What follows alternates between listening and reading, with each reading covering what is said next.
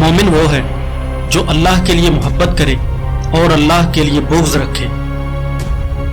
अपने पड़ोसियों के साथ हुस्न सलूक करो क्योंकि वो तुम्हारे करीबी साथी हैं। जो अपने घर वालों के साथ हुस्न सलूक करेगा अल्लाह उसके रिज़्क़ में इजाफा करेगा और उसकी उम्र में बरकत देगा।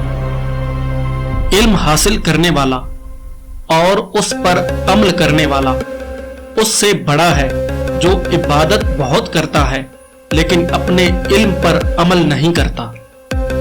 लोगों में सबसे ताकतवर वो नहीं है जो दूसरों पर काबू पा सके, बल्कि वो है जो गुस्से के वक्त अपने आप पर काबू पा ले।